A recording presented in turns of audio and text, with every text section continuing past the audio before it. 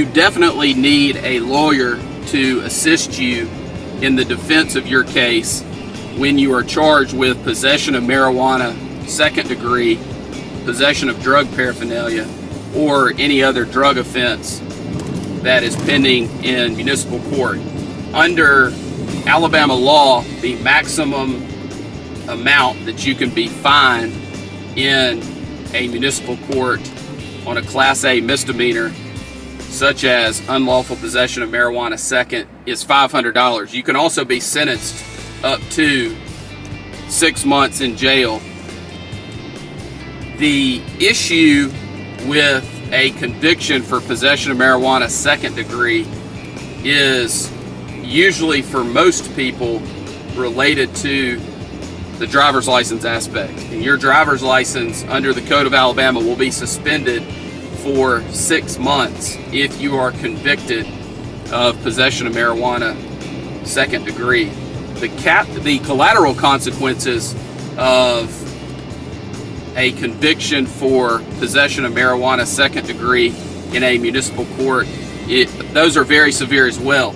If you have a drug charge conviction, which is a conviction such as possession of marijuana second degree, the federal government will deny for a period of time your ability to obtain federal student aid to assist in your attending college. Also, you could be passed over for promotions at your job if you have a conviction, or you could be denied employment or terminated with a conviction for possession of marijuana second degree. In addition, if you have a professional license, it is very, very, very important that you understand that if you are convicted of a drug offense, depending on what your board requires, you will likely be required to notify your board either immediately or on renewal that you have been convicted of a drug offense. It's very, very, very important that you do everything within your power on the front end to avoid a conviction so that you can protect your professional license.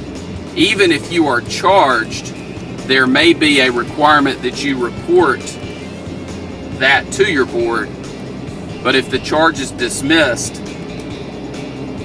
you will not suffer any of the other collateral consequences, and you may not be subject to discipline by the board that issued your license.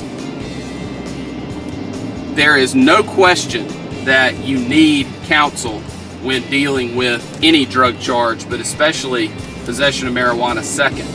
The other drug charge I want to talk to you about is possession of drug paraphernalia.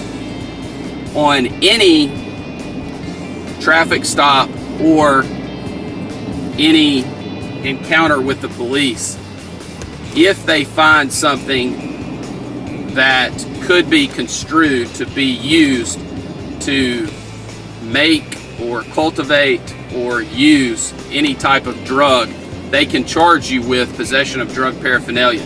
If you look at Alabama Code Section 13A-12-260, it lays out about 15 ways that an item can be used in a way that would constitute drug paraphernalia. In addition, it goes through a list of items that I will not go over with you here. The bottom line is, if you are charged with possession of drug paraphernalia and you feel like you are wrongfully charged, or the item was in your possession not for use as drug paraphernalia, then it is something that we need to be aware of so that we can bring that up through the negotiation process in an effort to settle the case, or through the trial process. It's important for you to understand that there are multiple options on resolving drug cases that help you to avoid a conviction. That is the goal in every single drug case, is to avoid a conviction for the charged offense. It is important that you have competent legal counsel who has handled thousands of Alabama criminal cases and who has the experience and the knowledge necessary to get you the best result possible on your case. We are members of the Alabama Criminal Defense Lawyers Association, the National Association of Criminal Defense Lawyers. I am also a member of the Texas Criminal Defense Lawyers Association. And those things are important because we are able to stay in touch with other lawyers around the country and also read and review publications about drug offenses and the defenses available. It's just very important that you have somebody who is knowledgeable and experienced in all aspects of the case, including the collateral consequences issue.